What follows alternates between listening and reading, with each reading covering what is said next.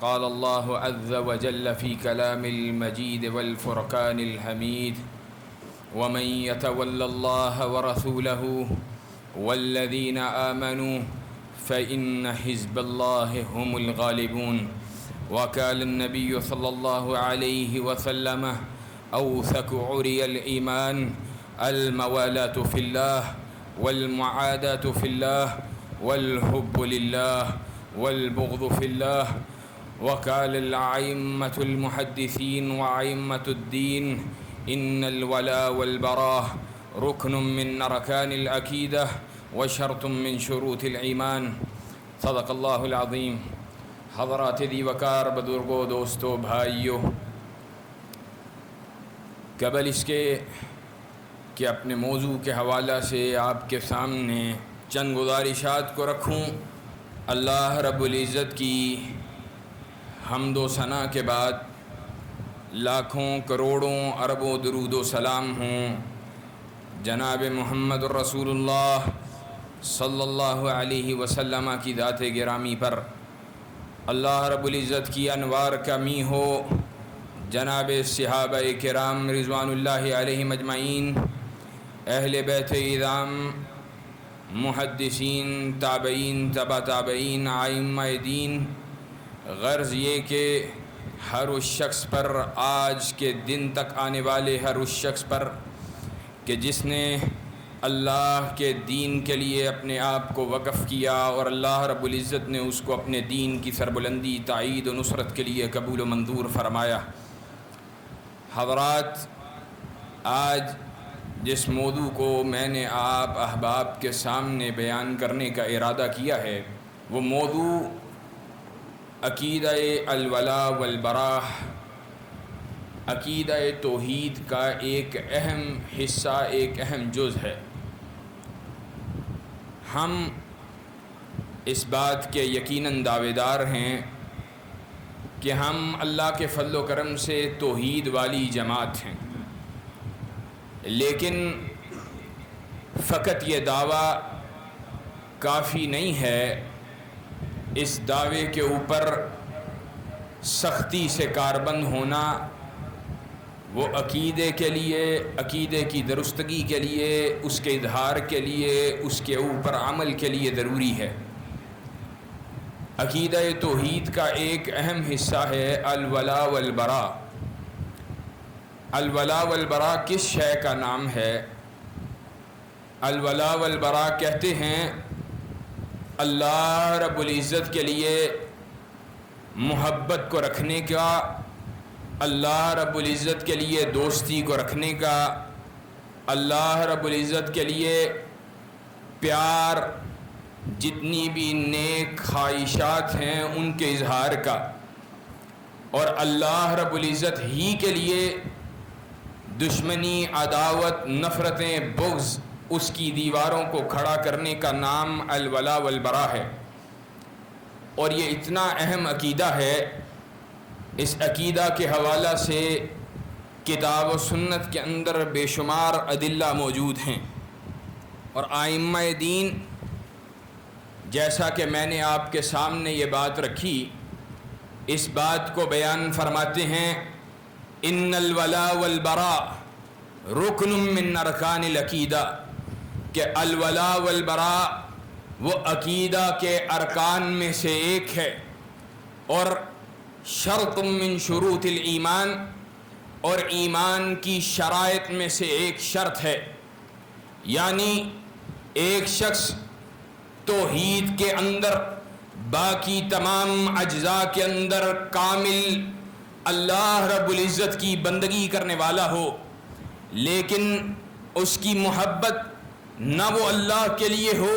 اور اس کی نفرتیں وہ بھی اللہ اور اس کے رسول کے لیے نہ ہوں، تو ایسا شخص، اس کے ایمان کے اندر شک کیا جائے گا، اس کا ایمان کمزور ہے، اور اس کے مراتب کے اعتبار سے کہ کتنا وہ اس عقیدے میں کمزور ہے، اس کے ایمان کا اعتبار کیا جائے گا. اللہ رب العزت قرآن مجید کے اندر اس بات کا ارشاد فرماتا ہے لا تجدوا قوما یؤمنون باللہ والیوم الآخر یوادون من حاد اللہ ورسولہ وَلَوْ كَانُوا آبَاءَهُمْ أَوْ أَبْنَاءَهُمْ أَوْ إِخْوَانَهُمْ أَوْ عَشِيرَتَهُمْ أُولَئِكَ كَتَبَ فِي قُلُوبِهِمُ الْإِيمَانَ۔ اللہ رب العزت قرآن مجید کے اندر یہ بات ارشاد فرماتے ہیں، تمہیں زمین کی پشت پر ایسی قوم نہیں ملے گی، لا تجدوا قوما یؤمنون باللہ، کہ ایمان کی دعوے دار ہو۔ زمین کی پشت پر ایسی قوم نہ ملے گی کہ ایمان کی دعوے دار ہو، آخرت کے دن پر ایمان رکھتی ہو، اللہ پر ایمان رکھتی ہو، اللہ پر ایمان رکھنے کے بعد، آخرت کے دن پر ایمان رکھنے کے بعد اللہ اور اس کے رسول کے دشمنوں سے دوستی رکھتی ہو۔ زمین کے اوپر ایسی قوم نہیں ملے گی۔ اللہ رب العزت قرآن مجید کے اندر یہ بات واضح ارشاد فرماتا ہے، ایسی قوم کہ جو دعویٰ کرتی ہو ایمان کا اور آخرت کے دن پر ایمان رکھتی ہو، وہ قوم اگر اس دعوے کے بعد اللہ اور اس کے رسول کے دشمنوں کے ساتھ محبت رکھے گی، ان سے پیار رکھے گی، تو ایسی قوم اللہ نے جب کہا کہ زمین کے اوپر لا تجدوا قوما یؤمنون باللہ والیوم الآخر، اگر اللہ کہتا ہے ایسی قوم نہیں ملے گی، اور پھر اس کے باوجود ایمان کے دعووں کے باوجود اور آخرت کے دن پر ایمان کے باوجود اگر کوئی قوم یہود و نصارہ سے دوستی رکھتی ہو، یہود و نصارہ سے محبت رکھتی ہو، اور پھر محبت بھی ایمان والوں کے مقابلے پہ یہود و نصارہ سے زیادہ کرتی ہو،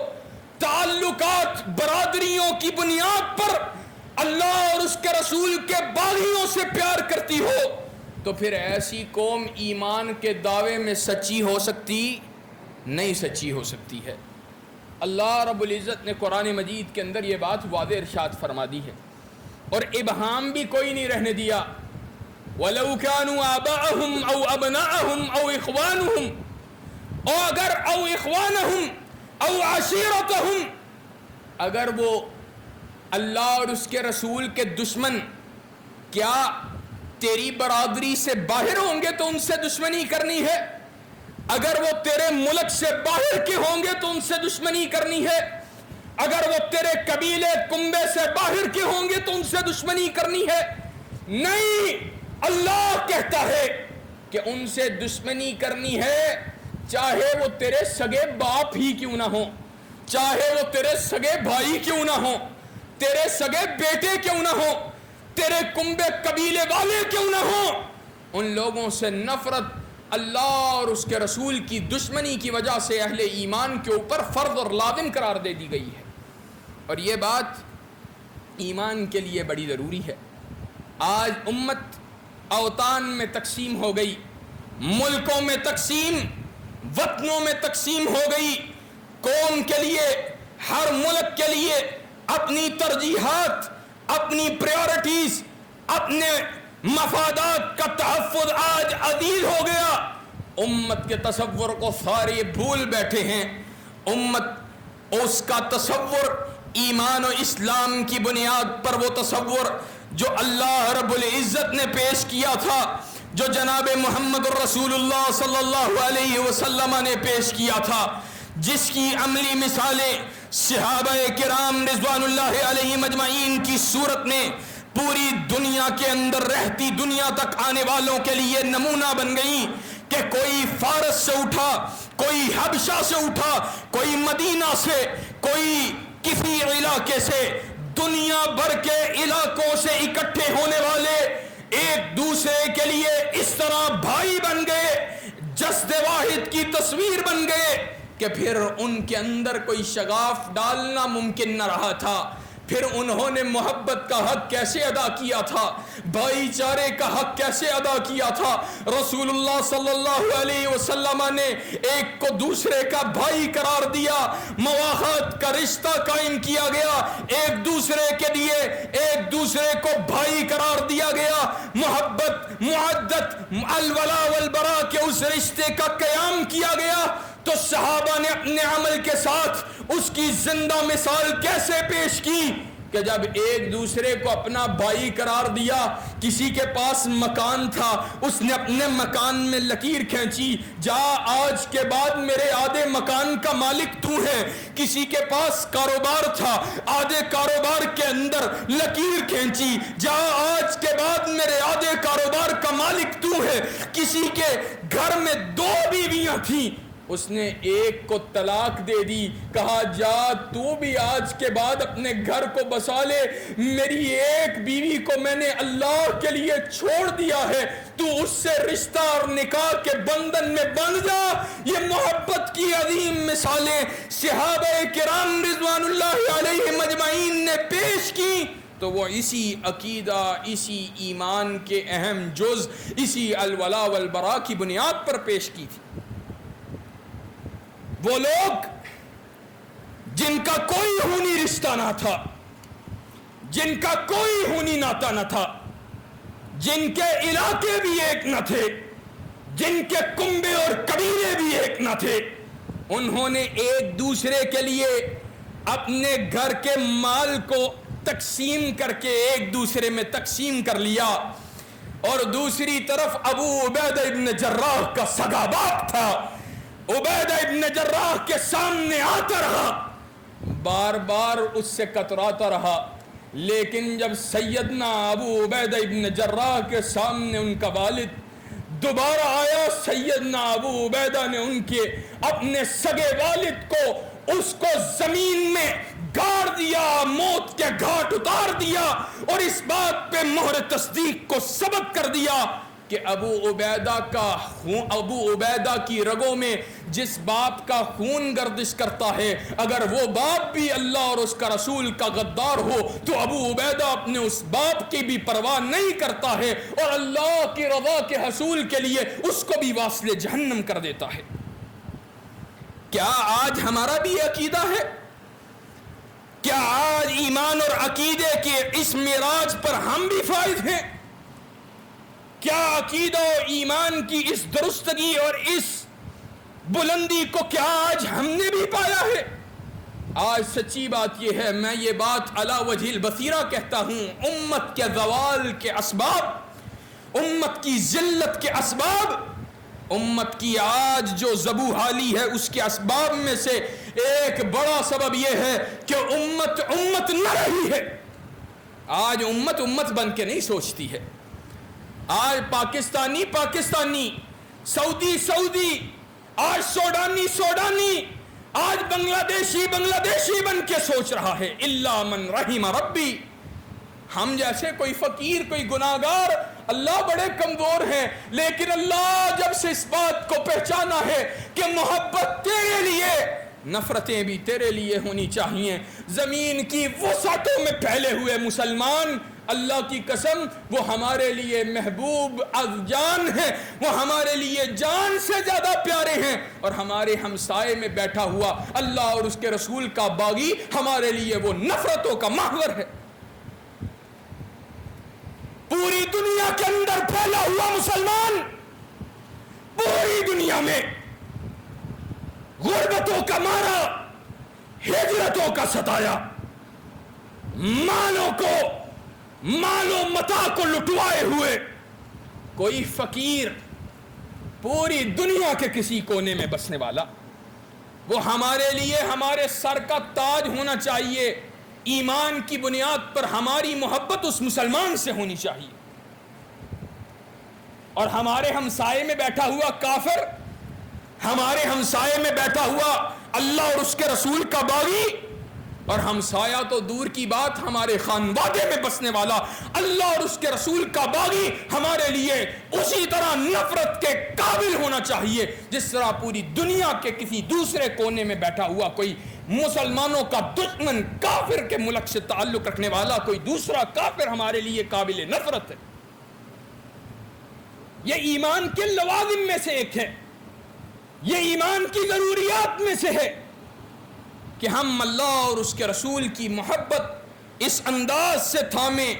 کہ ہمارے لیے پھر اللہ اور اس کے رسول کی محبت کے علاوہ کوئی دوسری محبت نہ رہے۔ اللہ کے نبی جناب محمد الرسول اللہ صلی اللہ علیہ وسلم نے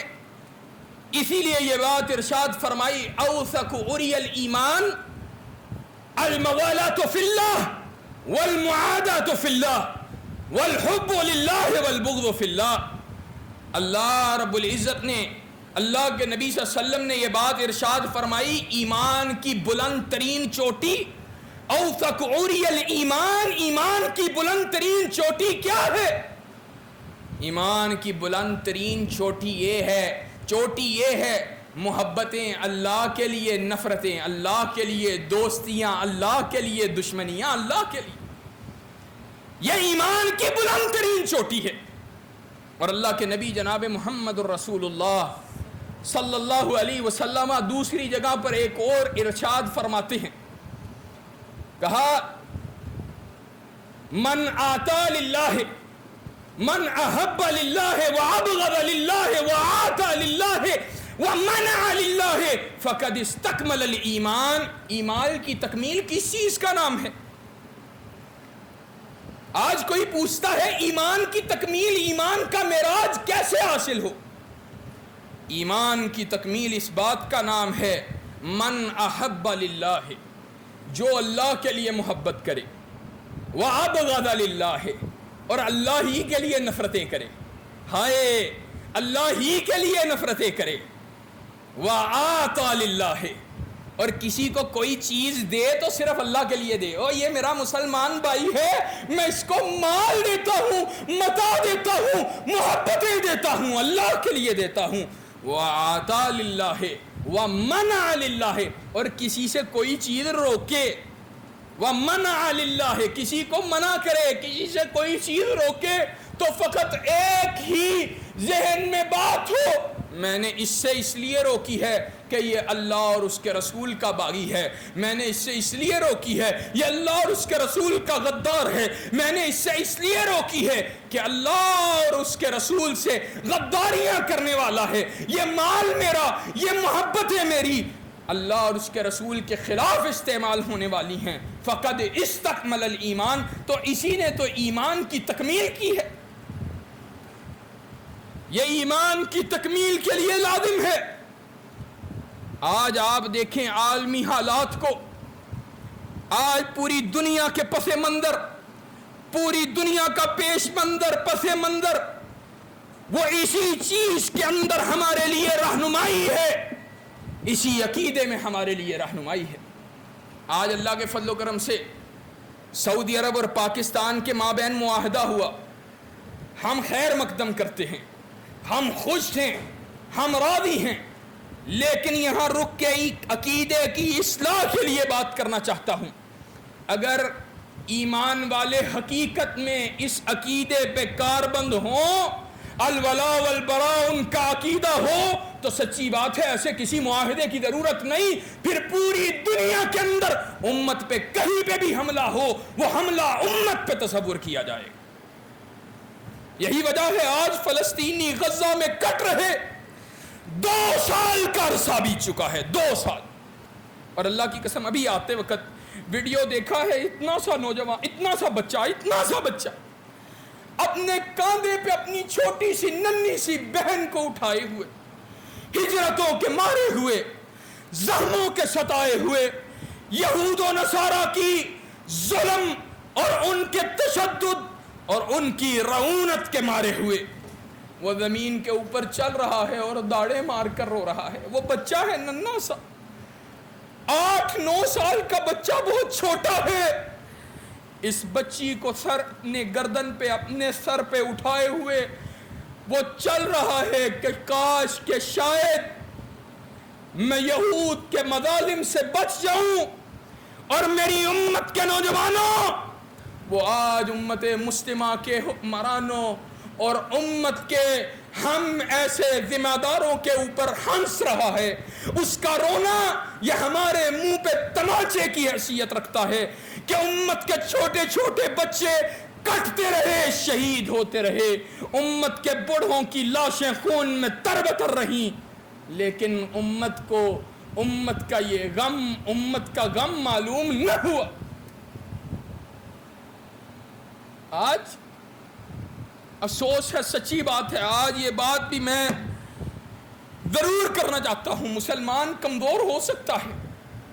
اس میں اعمال کی عملی کمزوریاں ہو سکتی ہیں، لیکن اللہ کی قسم حیا آتی ہے جب ہمارا مسلمان بھائی کسی دوسرے مسلمان کی طرف نام لیے بغیر صرف اشارہ کرنا چاہتا ہوں، کسی دوسرے مسلمان ملک کے لیے یا کسی دوسرے مسلمانوں کے لیے نمک حرام یا دیگر اس قسم جیسے الفاظ اور القابات کا استعمال کرتا ہے، اللہ کی قسم شرم سے سر ڈوب جاتا کہ کیا ہو گیا ہے امت تجھے، تیرے میں کیوں تصور امت باقی نہ رہا۔